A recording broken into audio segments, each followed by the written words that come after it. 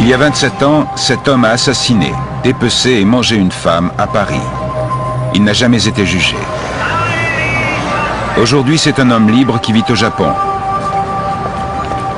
et qui n'a toujours pas assouvi son appétit de chair humaine.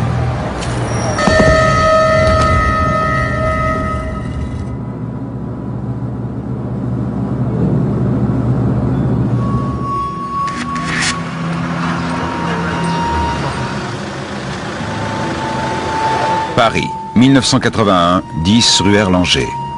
À cette adresse, le cannibale japonais, comme on le surnommera bientôt, passe plus de 48 heures cloîtré avec sa victime, une jeune néerlandaise de 25 ans, pour réaliser le fantasme de sa vie.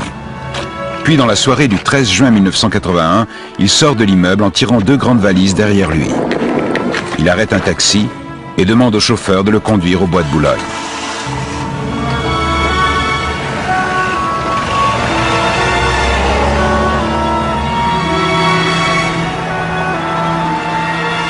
L'homme et son sinistre bagage traversent le 16e arrondissement sans éveiller les soupçons.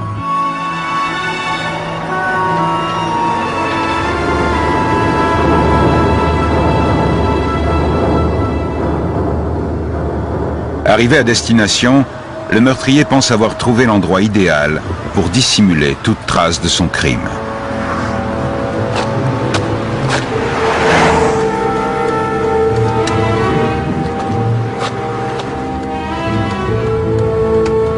Mais en cette soirée d'été, les promeneurs s'attardent autour du lac du Bois de Boulogne. Et le frêle asiatique d'1,50 m qui lutte avec ses 2 grosses valises ne passe pas inaperçu.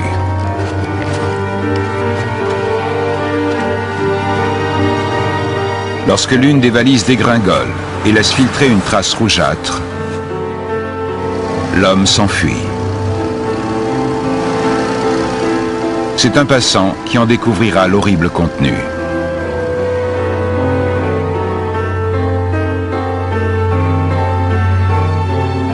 La police arrive sur les lieux quelques minutes plus tard.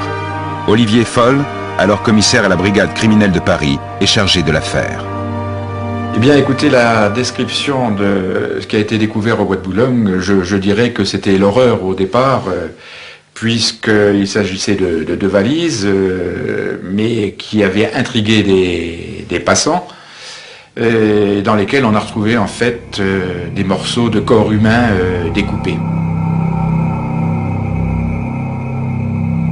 Là, on avait ôté de la viande, de la chair humaine sur certaines parties du corps, c'était évident, et c'est ce qui a troublé, je dirais, les premiers enquêteurs. Une autopsie est ordonnée.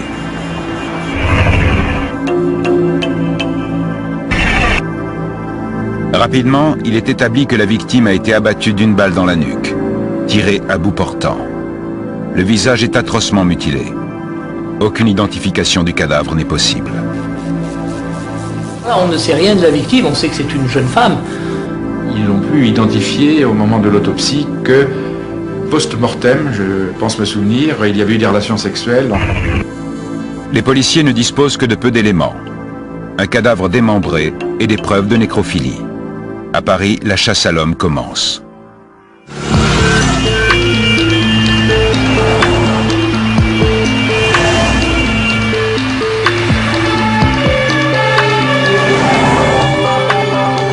La description d'un Asiatique malingre paraît dans la presse. Le résultat ne se fait pas attendre.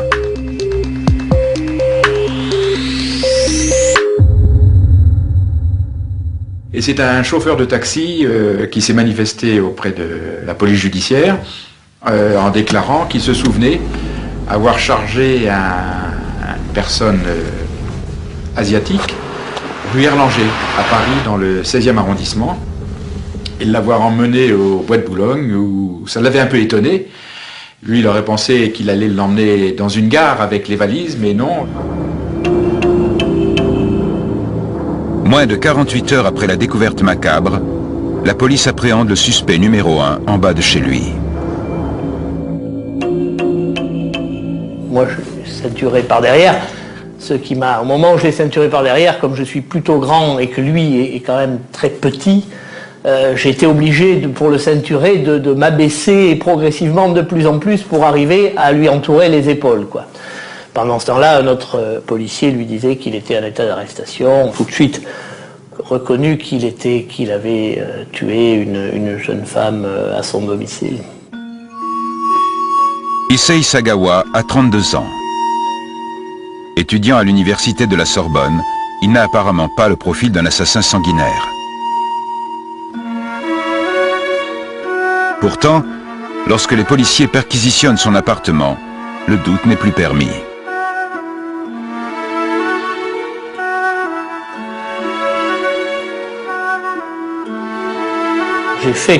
J'ai dirigé un certain nombre de perquisitions dans ma carrière, mais celle-ci a été vraiment la plus extraordinaire.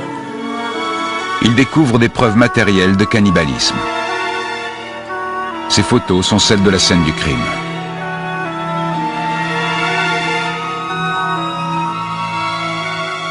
Nous avons ouvert ce petit réfrigérateur. Évidemment, ça a été quand même un moment assez incroyable. Ce que nous avons trouvé de plus extraordinaire, évidemment, c'est dans le réfrigérateur une quantité importante de chair humaine.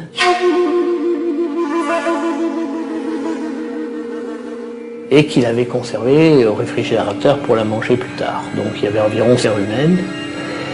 Et il y avait également une assiette portant des restes d'un repas, donc accompagné de condiments, de moutarde.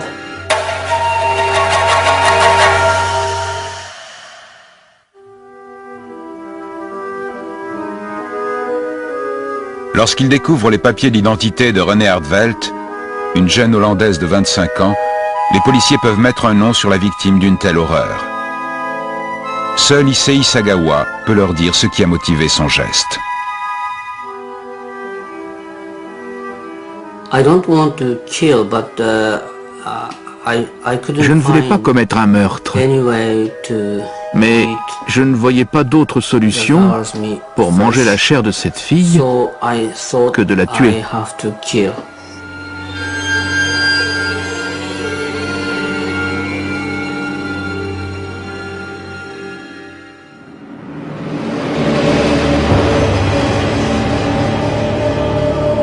L'anthropophage japonais confesse son crime peu ordinaire.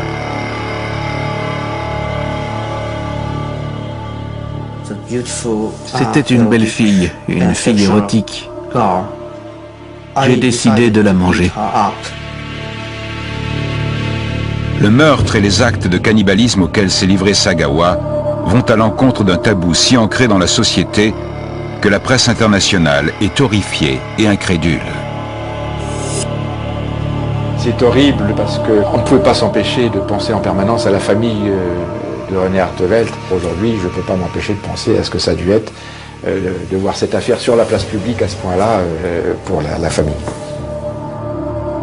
À ce jour, les parents de Renée Hardvelt ont toujours refusé de parler de l'affaire. Ceux qui l'ont fait savaient qu'ils pénétraient en territoire inconnu.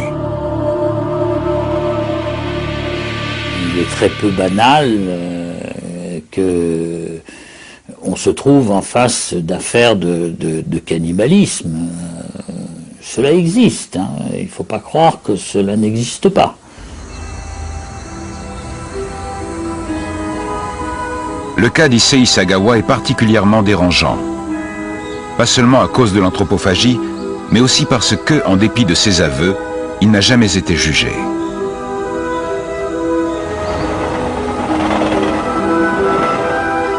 Cet homme est un cannibale en liberté. Aujourd'hui, il a 58 ans et vit sous une fausse identité au Japon. Nous l'avons interrogé pour savoir ce qui avait pu être à l'origine d'un tel crime, comprendre pourquoi il était libre et quelles étaient les conséquences de cette incroyable situation.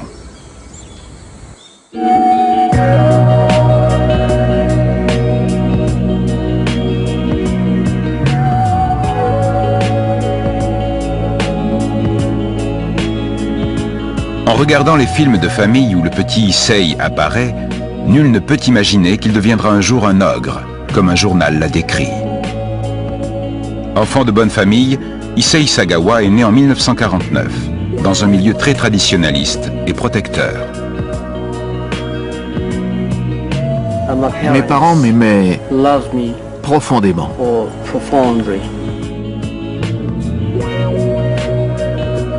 Le petit Issei et son jeune frère, qui est presque plus grand que lui, sont élevés comme des jumeaux. Sa chétivité est la conséquence d'une naissance prématurée et d'une encéphalite contractée à 2 ans. Il demeurera petit et malingre toute sa vie. Mes parents ont voulu trop me protéger. J'étais très faible, pas beau du tout. Je ressemblais à un petit singe. Aujourd'hui, je suis encore très complexé par rapport aux personnes normales. Enfant intelligent, passionné par les livres, le jeune Issei adore les jeux de rôle. Il se donne souvent à une mascarade dans laquelle son oncle joue un cannibale vorace, bien décidé à avaler ses 2 neveux. Alors on nous attachait, mon frère et moi, et on nous jetait dans ce qui était censé être une marmite pour nous faire cuire et nous manger. C'était très étrange.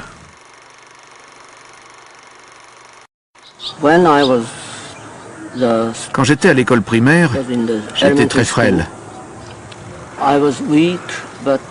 Mais ce qui me faisait beaucoup souffrir, c'était mes envies cannibales. Avec ses premiers émois, Issei Sagawa ressent plus fortement son penchant cannibale et en a honte. Conscient de sa petite taille, il devient un adolescent de plus en plus effacé. À l'école, il m'était impossible de parler aux belles élèves. À 20 ans, Sagawa ne mesure qu'1,50 m. Il n'a encore jamais confessé ses pulsions, ni pu passer à l'acte. Mais fantasme sur l'image de la beauté occidentale, popularisée par les magazines et la télévision japonaise.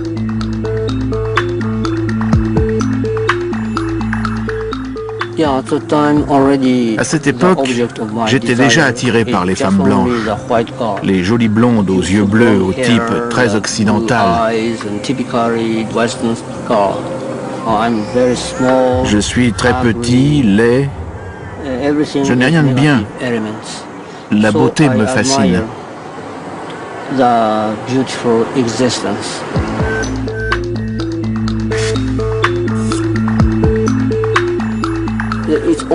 Je ressens une sorte d'admiration, mais elle se mélange avec des envies cannibales. C'est très compliqué.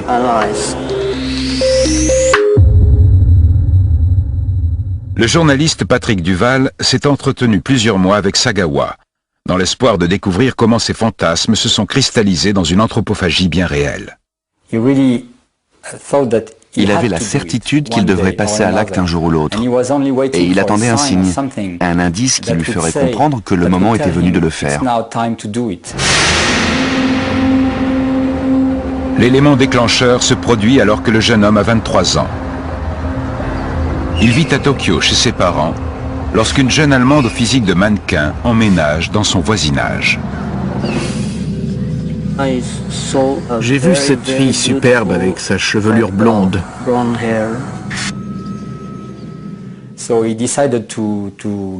Il a décidé de s'introduire chez elle. Pas pour la tuer, m'a-t-il dit, mais seulement pour manger un morceau de ses fesses. Armé d'un parapluie, le visage dissimulé derrière un masque de Frankenstein, Sagawa met son plan improbable à exécution. Il s'est introduit dans la chambre par la fenêtre et il s'est approché du lit où elle dormait. Mais son genou a effleuré la jeune femme et elle s'est réveillée. Elle a bondi hors du lit.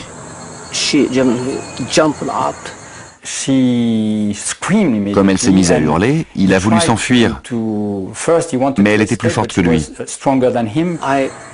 J'ai voulu me sauver, mais elle m'a attrapé le poignet. C'était une femme très grande et très forte. Le jeune homme est arrêté pour tentative de viol. Mais l'affaire ne va pas plus loin. L'Allemande accepte le dédommagement proposé par le père d'Issei et abandonne les poursuites. Monsieur Sagawa envoie son fils chez un psychiatre. Le médecin déclare qu'Issei est extrêmement dangereux.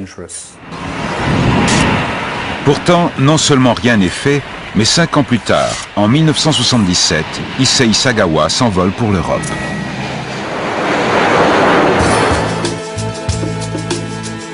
Pour la première fois de sa vie, il quitte ses parents pour vivre à Paris, capitale de l'amour et de la gastronomie dans l'imaginaire japonais. Il intègre l'université de la Sorbonne, où il prépare une thèse, et se distingue par ses excellents résultats. Malheureusement, dans ce nouvel environnement, il est soumis aux tentations qui étaient si rares au Japon.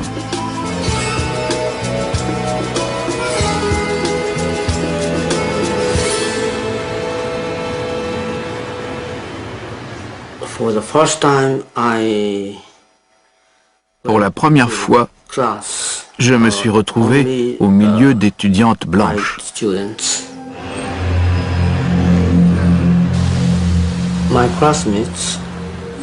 Quelques-unes de mes camarades étaient très belles, très jolies.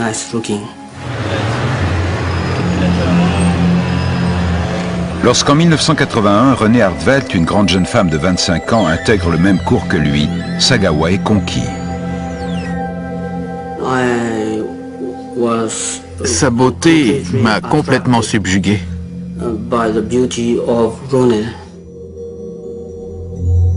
En secret, il dessine le jour même le portrait de cette apparition.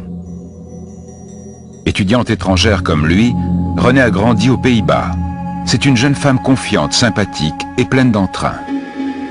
Elle fait partie des rares personnes qui font l'effort de parler aux timides étudiants japonais et l'invite même à une sortie entre étudiants.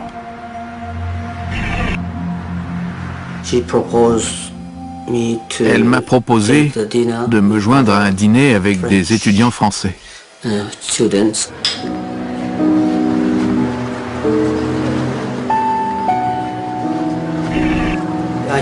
J'ai senti le souffle du destin. Sagawa garde un souvenir très vif de ce dîner. Nous avons passé une soirée très joyeuse. Renée était très gentille, très amicale.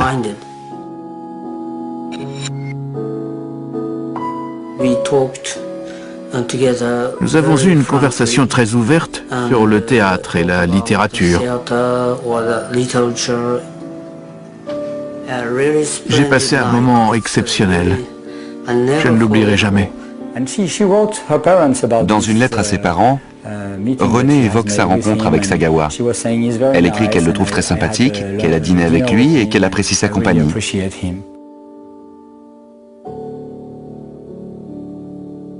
Mais pour l'étudiant japonais, cette rencontre signifie plus qu'une nouvelle amitié. Il était très amoureux de Renée. C'était une passion maladive. Pour lui, le summum de cet amour, c'était de pouvoir la manger. À partir de ce soir-là, Sagawa commence à préparer l'assassinat de René Hartwelt. Devant nos caméras, il a accepté d'en retracer les détails dans sa langue maternelle. Ce que je veux dire est très important et il vaut mieux que je parle en japonais. À cause de mon désir cannibale, ma personnalité a été sérieusement, comment dire, elle a été dévorée par mon obsession.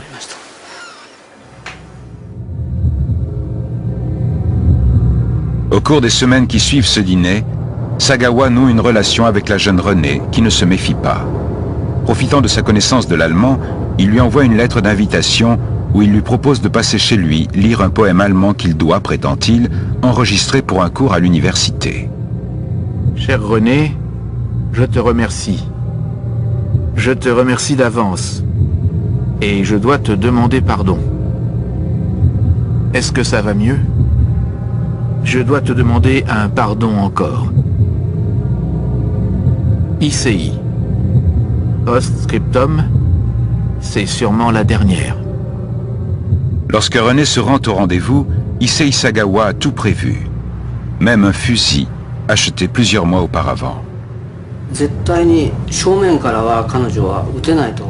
Je me suis dit que je ne pourrais pas lui tirer dessus si elle me faisait face. Il fallait forcément que je la tue par derrière. Et pour ça, il fallait qu'elle me tourne le dos. Or, pour lire, elle devait s'asseoir au bureau, ce qui la mettait dans la bonne position. La jeune femme lit le poème choisi par Sagawa sur le cannibalisme. Elle ne se doute pas de ce qui se trame derrière elle.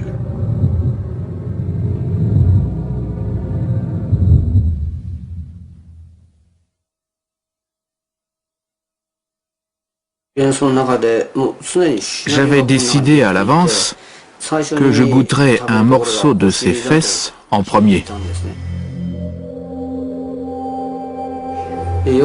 J'ai entaillé sa peau, mais j'étais très bête et je ne connaissais pas l'anatomie. Je pensais voir apparaître tout de suite la chair rouge, mais pas du tout.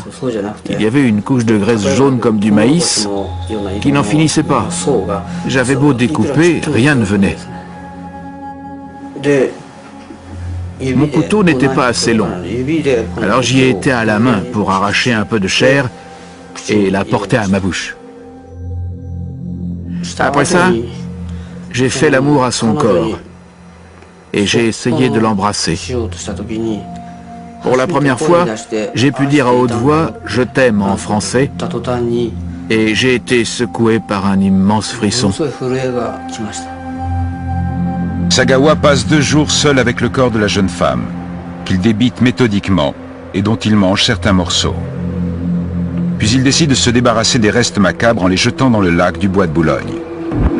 Quelques jours plus tard, lorsque les enquêteurs fouilleront son appartement, ils découvriront plusieurs morceaux de chair humaine emballés, stockés au réfrigérateur, un enregistrement du meurtre et un appareil photo contenant des clichés atroces. Issei Sagawa avait photographié différentes phases de ce qu'il a fait après la mort de cette jeune fille, et notamment évidemment des images assez terribles.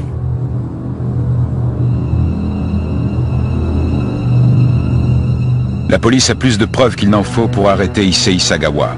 La facilité avec laquelle ce dernier passe aux aveux est déconcertante.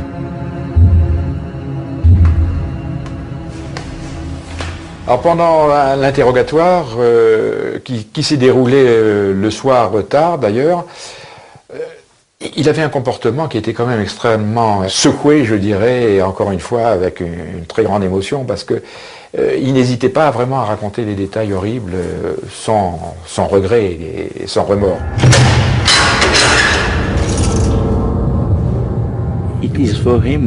C'est un acte dont il est encore très fier.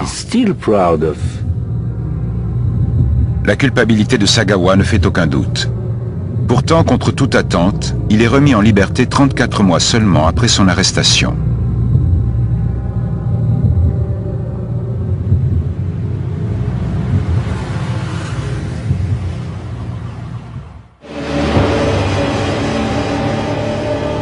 Sa photo fait la une de tous les journaux, en France comme au Japon.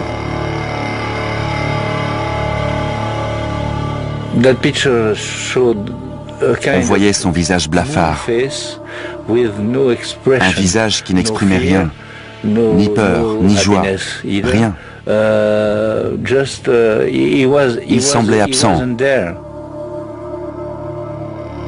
Les journalistes sont fascinés par celui qui a non seulement tué et pratiqué un acte cannibale, mais qui en plus semble en être très fier. Jean-Pierre Van Gert se souvient de l'avoir rencontré en prison. Il s'est frappé la cuisse et il m'a dit « Ce morceau-là est très bon à manger ». Issei Sagawa est interné à Villejuif. En 1984, son irresponsabilité pénale est confirmée et il est libéré. Sa famille obtient son retour au Japon. En France, pour toute affaire criminelle, il y a des expertises psychiatriques. Au moins une expertise psychiatrique et une expertise psychologique. Donc c'est dans le code de procédure pénale.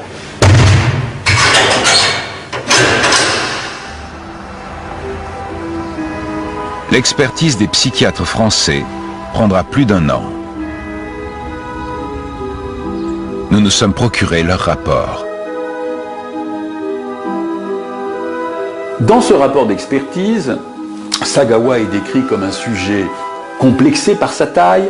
Il est dépeint peu d'assurance en lui-même, avec une certaine sensitivité, surtout avec une grande froideur affective et avec une grande complaisance dans le récit des actes qu'il a commis. Quelqu'un qui est capable d'avoir de la culpabilité, quelqu'un qui ne commet pas un acte comme ça. Pour commettre un acte comme ça, il faut, si vous voulez, être dépourvu d'un certain nombre de qualités qui sont celles de la plupart des humains, et notamment de partager le tabou universel de l'anthropophagie. Le rapport des experts tient compte de tous les détails de la vie d'Issei Sagawa, depuis son éducation au Japon jusqu'à sa façon de vouloir se débarrasser du corps au vu et au su de tous. L'homme est déclaré pénalement irresponsable et inapte à être jugé. Incontestablement, il aurait été inacceptable que cet homme soit jugé, ce qui fait la différence entre les pays démocratiques et les dictatures. La famille de René Artevelt ne partage évidemment pas cet avis, mais sa demande de contre-expertise médicale est rejetée. La famille voudrait que ceux qui ont tué leur enfant, qui ont tué un membre qui leur est proche, passent devant la cour d'assises, soient condamnés à de la prison à vie. Mais la loi et la procédure pénale est ainsi faite, et à partir du moment où le juge a décidé qu'il était irresponsable au moment des faits. Je pense que c'était la décision qui incontestablement... Lorsqu'on a déclaré que j'étais dément et qu'on m'a fait enfermer, je n'ai rien ressenti. Mais l'internement en hôpital psychiatrique ne sera pas le point final de cette affaire. Comme il l'avait fait lors de l'agression de la jeune Allemande au Japon, le père d'Issei Sagawa vole une nouvelle fois au secours de son fils. Mon père a engagé un avocat très cher, maître Philippe Lemaire. Un homme puissant qui a influencé le gouvernement français. C'est grâce à lui que j'ai été sauvé. L'homme qui l'a sauvé, comme le dit Sagawa, le voici. Maître Philippe Lemaire nous a expliqué la position qu'il avait défendue face au ministère de l'Intérieur et de la Santé. Pour lui, il était injuste que le contribuable français paie l'hospitalisation de Sagawa. Mieux valait le renvoyer au Japon, afin qu'il y soit interné en hôpital psychiatrique et soigné. Le gouvernement français est sensible à cet argument, et presque 3 ans après ses aveux de meurtre, nécrophilie et cannibalisme sur la personne de René Artevelt, Issei Sagawa s'envole pour le Japon. Les autorités françaises ne posent qu'une condition à son rapatriement. Il sera définitivement interdit de séjour en France. Définitivement interdit à Issei Sagawa. C'est-à-dire qu'il n'a plus l'autorisation de revenir en France. L'affaire est choquante à 2 égards. D'abord parce qu'Issei Sagawa quitte la France sans procès, mais aussi parce que dès son arrivée au Japon, c'est un homme libre. À sa descente d'avion, il aurait pu prendre un taxi et filer tranquillement à Tokyo.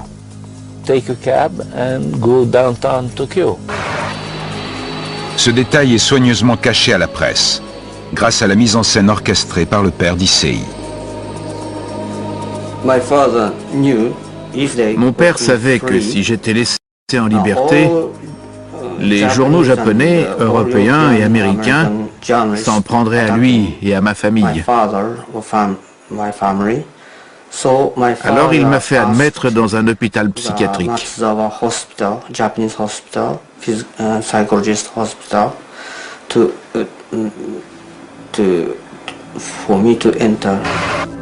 À peine arrivé au Japon, Issei Sagawa s'engouffre dans l'ambulance qui l'attend et gagne l'hôpital psychiatrique Matsuzawa de Tokyo.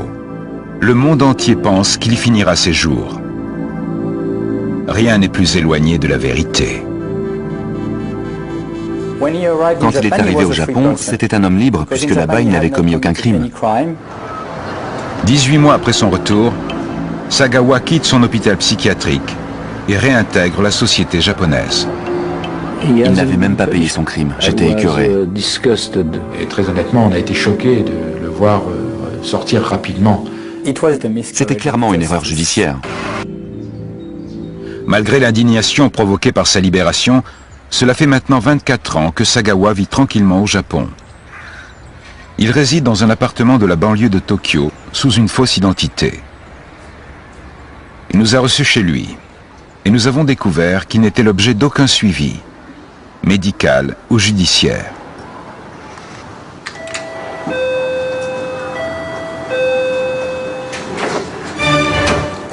Bonjour.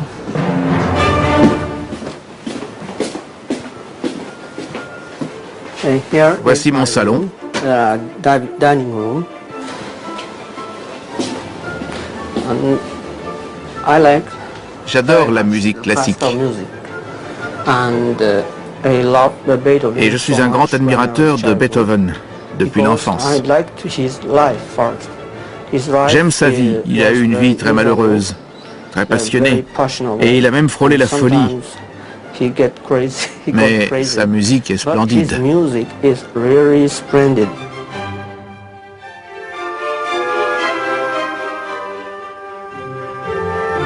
Sans emploi, il vit seul dans son appartement.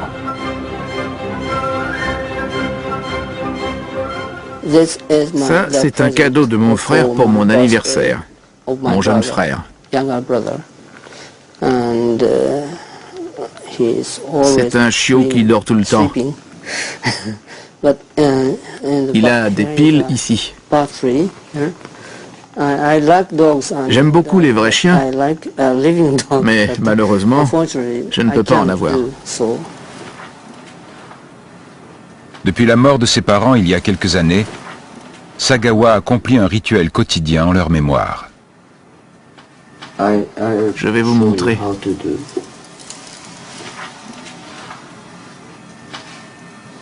Mon père et ma mère étaient des gens très stricts, surtout sur la question de la sexualité.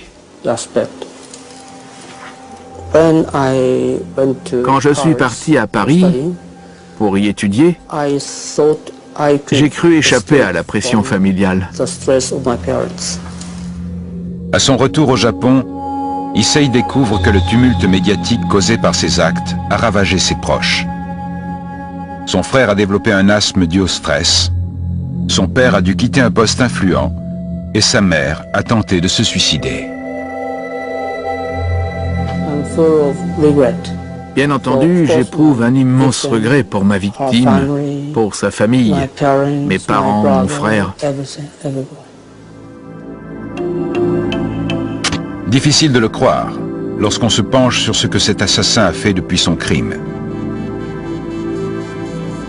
Au milieu des années 1980, il publie « Dans le brouillard », malgré la ferme opposition de sa famille et de celle de René Hartwelt.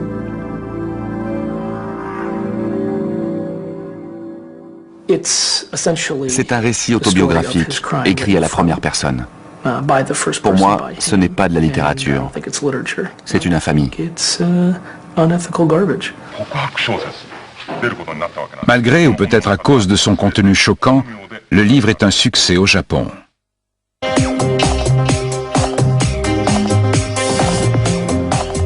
Le public japonais en redemande.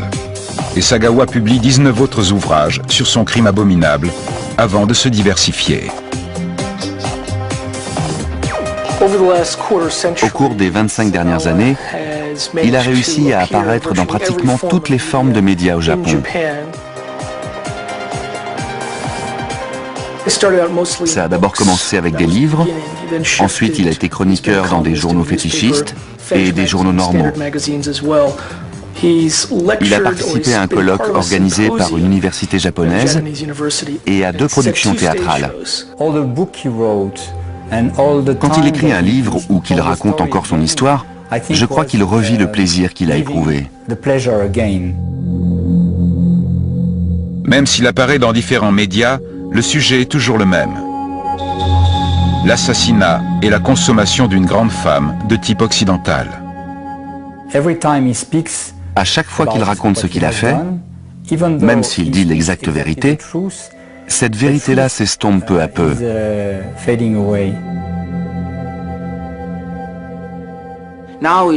Aujourd'hui, il jouit d'une forme de célébrité. C'est le type qui a mangé quelqu'un à Paris. Avec le temps, la brutalité de son crime et le choc qu'il a provoqué tendent à s'effacer. Plus personne n'arrive à visualiser son acte, et on a oublié le nom de sa victime. Loin du Japon, certains ne sont pas du tout résolus à oublier René Hartwelt. Quand, je veux dire, moi qui avais eu à expliquer à la famille de la victime ce qui était arrivé à la victime, j'avoue que c'est choquant quand, vous voyez, utiliser sa liberté pour, je dirais, se faire connaître, au minimum, puis rester plus discret une fois qu'il était libre au Japon. Mais la discrétion est le cadet des soucis d'Issei Sagawa. Je joue souvent dans des films X.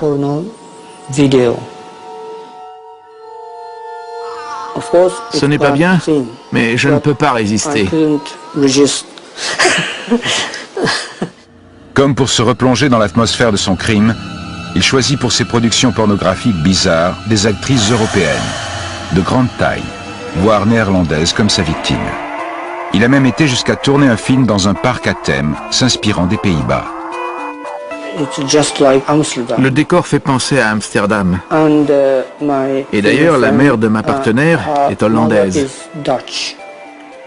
C'est pour ça que j'ai tourné cette scène. Comme tout ce qui porte le nom de Sagawa, ces films trouvent leur public au Japon.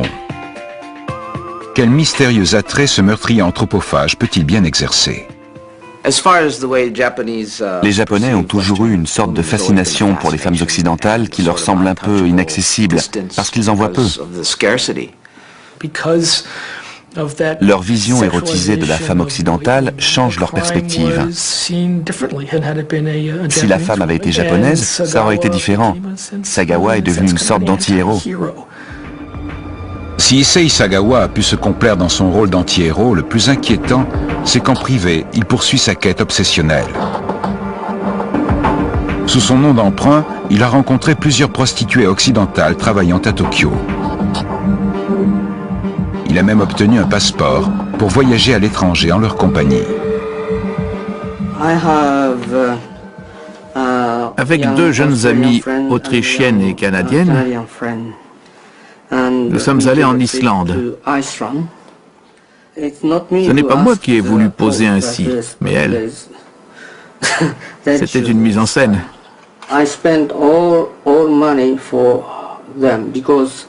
J'ai tout payé. Les billets d'avion, la nourriture, l'hôtel, tout. À la fin, je n'avais plus un sou. Nous n'avons pas eu la possibilité de contacter les jeunes femmes prises en photo. Sagawa nous assure qu'elles sont en vie. Impossible de le vérifier.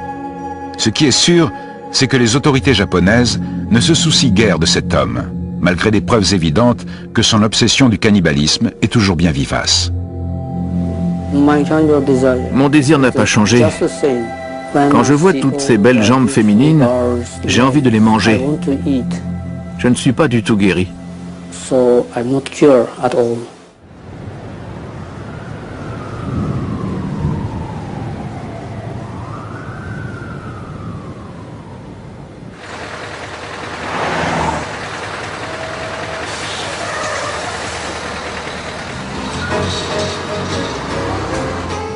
Aujourd'hui, Issei Sagawa, l'assassin cannibale qui a échappé à la justice pour devenir la plus macabre des célébrités au Japon, vit presque oublié. Pendant un quart de siècle, il a joui d'une liberté à laquelle il n'aurait pas dû pouvoir prétendre. Les médecins ayant établi sa démence et sa dangerosité.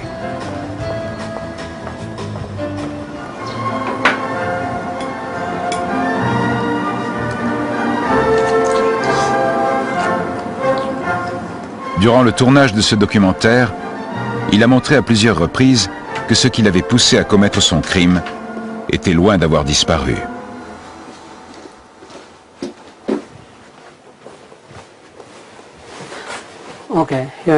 Voici ma chambre. C'est un peu mon royaume. J'ai installé une grande télévision car j'aime beaucoup regarder les films. J'ai aussi de très nombreuses peluches. J'aime beaucoup les animaux. Et sur les murs, des posters de jeunes femmes. J'ai 58 ans, mais j'ai encore un peu d'appétit sexuel. Mais les blanches ne m'intéressent plus. Je les déteste. Pour moi, les japonaises sont les plus belles femmes du monde.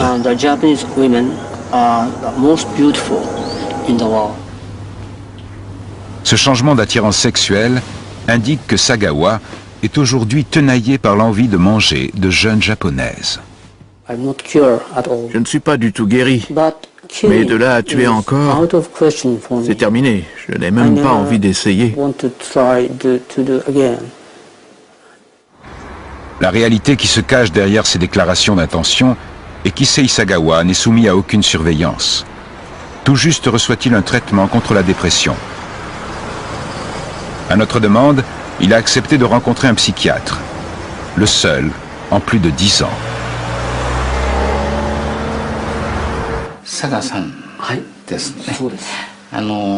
Pour préparer cet entretien, l'un des plus éminents psychiatres criminologues japonais a étudié en profondeur l'expertise psychiatrique française de Sagawa, son dossier médical et les livres qu'il a écrits sur son crime.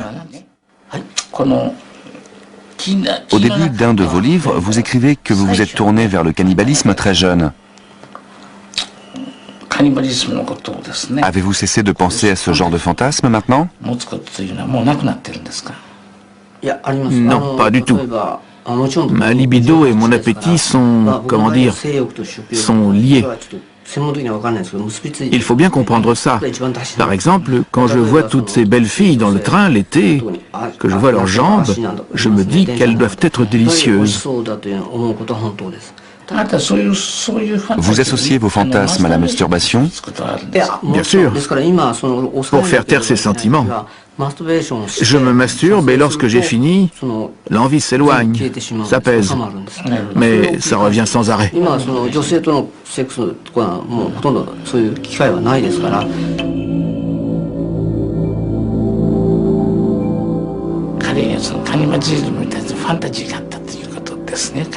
Son cannibalisme remonte au fantasme anthropophage qu'il avait quand il était petit. Un enfant tète le sein de sa mère. Il survit en mangeant son sein, et il n'y a rien d'étrange à voir un enfant vouloir manger une chose qu'il aime.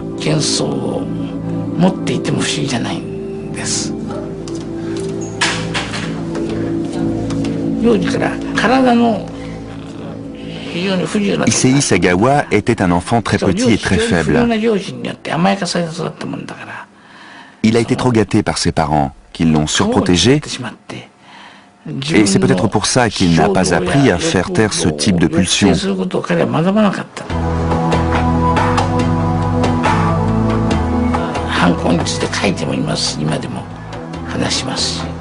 Par ailleurs, il a décrit ce qu'il avait fait en détail, et il parle toujours de son crime. Il nous a dit que tout cela ne lui semblait pas réel. Le fait qu'il se soit détaché de cette réalité indique qu'il pourrait aussi souffrir de dépersonnalisation.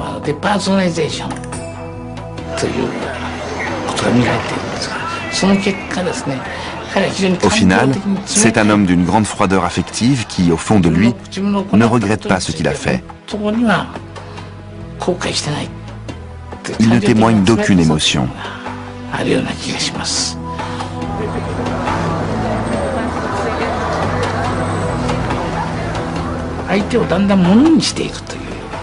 J'ai aussi remarqué une tendance à prendre peu à peu l'autre pour un objet.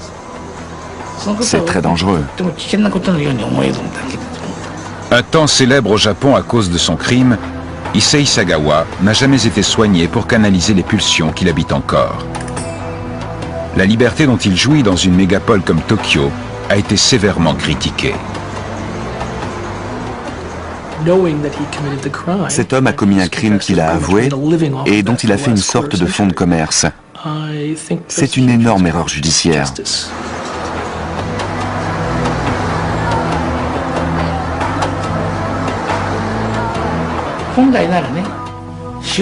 Il aurait dû être envoyé en hôpital psychiatrique pour un long moment. Il aurait dû être soigné, mais il ne l'a pas été. La question est, comment rectifier cette situation aujourd'hui ?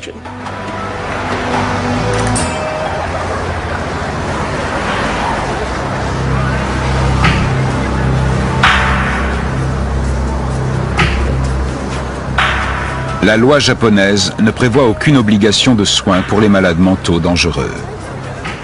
Malgré les mises en garde répétées de ceux qui l'ont rencontré depuis 4 décennies, le problème de la gestion du cas Issei Sagawa reste entier. Cet homme est un dément. C'est un psychopathe sexuel.